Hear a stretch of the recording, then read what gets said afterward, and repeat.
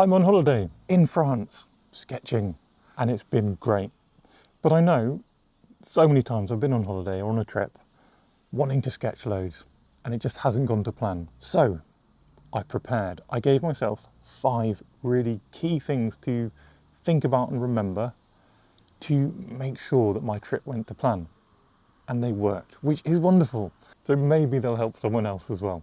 And I should add, this isn't strictly a holiday, but we'll get to that soon, later in the video. Number one, the most important thing is minimalism, minimalism, minimalism.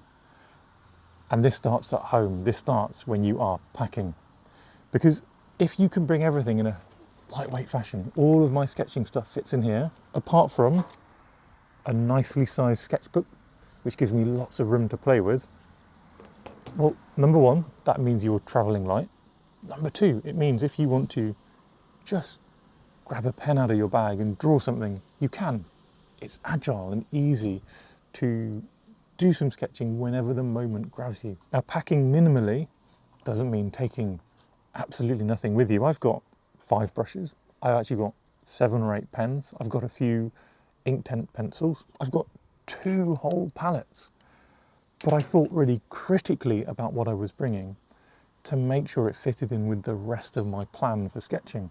Now, I find when I bring less stuff, I do more sketching because it's easier to get it out. It's easier to remember what I brought with me, and it's easier to look at a scene and think, right, with what I have, this is the way I'm going to capture it.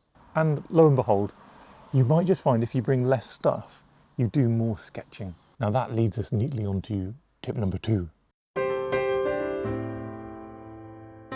Which is be prepared, and be prepared to sketch small. So a really nice thing that I've done this holiday, is the first day I got here, I got out my washi tape, which also sits in my bag here. Nice thin washi tape, about 12 millimeters, half an inch. And using that, you can mark out a series of frames, squares, landscape, portrait, different sizes on 1 or 2 pages, or more if you're really keen. Now, in my 2 pages, I've got a range of different frames now, and my challenge, whilst I'm here for 3 days, is to fill those.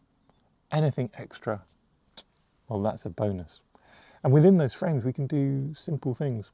It was raining yesterday, but it stopped raining for 5 minutes.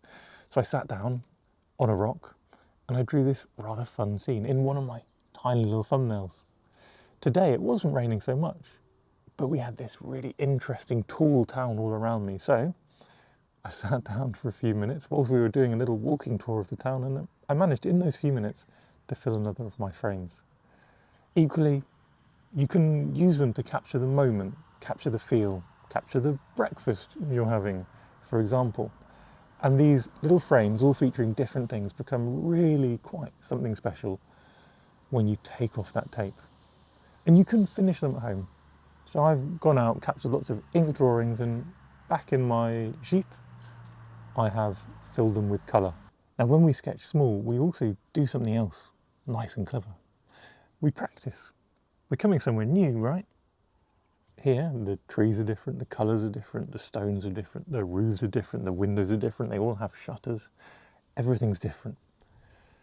But I filled up a sort of washi taped page of different frames, and within that, I've practiced all of these different elements. So when I come to sit down and take my time, it's magic.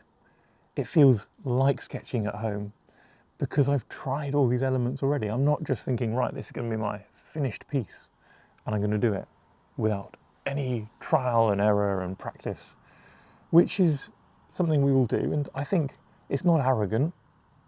We just don't think about it. So my number 2 tip is be prepared to sketch small. But number 3 is also take your time when you want to. And what I mean by that is sometimes you'll just get somewhere and maybe you'll do one of your small thumbnails. That's actually what I did. Hiding under the foyer of a bank, I did a quick thumbnail of a beautiful chateau up a hill. And I thought, I know it's raining, but I'm quite comfy here and this is really cool. So I took my time. I spent an hour creating a sketch of that scene. Because I didn't pressure myself to do it. I wasn't frustrated by the weather and I wasn't pessimistic about the possibilities of getting any sketching done. But that opportunity happened because I had that prepared plan and the freedom to move beyond it. Taking your time might also mean capturing a bit of fun at home. I did a quick line drawing outside, sort of standing over a cathedral, and then I brought it home and from my memory, filled it out, played with it and added, let's see, minimal colour. Just use one colour, a bit of a monochrome sketch. And again, really happy with that. And this time I got to relax in our lovely accommodation back in our gîte. Now I've mentioned our accommodation a couple of times, so maybe this is the little interlude where I explain what I'm doing here. So I'm actually in a very small town called Saint-Cyprian, which is in the Dordogne Valley.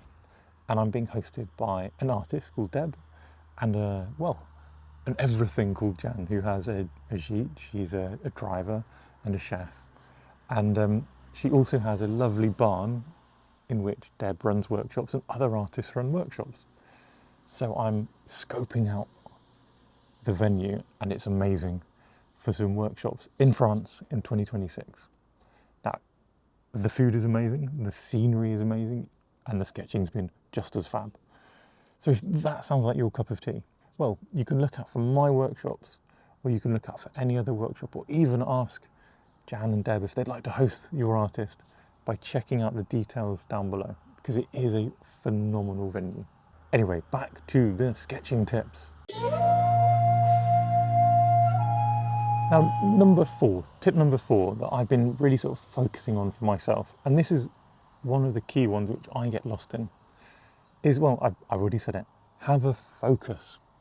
If I'm sitting down, yes, under a rainy bank foyer, looking at a chateau, the focus is obvious, it's the chateau. So I make sure I get that in some interesting detail. Everything around it is the additions, the things which support the image of the chateau. When we get lost trying to capture absolutely everything, we get lost. It can become very frustrating and very time consuming. We can always add that stuff later. But if we focus on our focus, and maybe that focus is we sit down in a market square and we see some other artists drawing, I just think, rather than getting the market square, I'm going to get them. Or I'm having a coffee, I'm going to draw my coffee. Or I'm going to draw my breakfast. All of these things are fantastic, creative little ways to capture the moment and the focus. And it doesn't need to be bigger than that, because we're building a book of memories, not 40 things which we're going to sell and put on the wall. Now, my last little mantra, idea, tip to myself is one that I really enjoy doing and I wish I could remember to do more. So this holiday has been a focus. And that's adding a few words. And those words might just be labels. Everything which was in my breakfast got a little label because it was a really fun memory and I wanted to remember it. I also have a silly fondness for silly haikus. Now, haikus are kind of Japanese poetry. You can Google it if you want to find out a little bit more about it. And I'm sure I'm doing the haiku masters of Japan no favours with my poetry. But it's fun. Now, over there, hiding away, is a little group of artists. So I decided to draw them. And I felt, coffee in hand, drawing some people, some profundity come over me. I wrote you a poem in the form of a haiku, which is my favourite kind of poem. Watching the artists who were sitting watching me. Isn't that profound? You're ridiculous. With more emotion. You're ridiculous. More emotion. No, I don't want to. I actually had a workshop in London 2 weeks before today, where I'm filming, and I'd written a haiku on one of my sketches I'd done when I'd been feeling really ill, and someone commented on how powerful it was, which is great. And some of the time I just do them to amuse myself or to frustrate Tash in that kind of British banter, to add a little extra something to my memory. So there you go, 5 key things I was focusing on in this holiday, which helped me fill up a remarkable number of pages in my sketchbook. and feel pretty happy with everything I did, which I haven't been able to say before. Let me know what you think of those. Give me your key tips. And I actually had a few more things I was focusing on. So if you'd like to hear those as well, I'll very happily make another video. Just let me know in the comments below. Otherwise, I'll see you in the next one. Morning, just enjoying my coffee and croissants the size of my head on our little terrace. Now, if that doesn't get you wanting to join a beautiful art workshop in Dordogne, nothing will.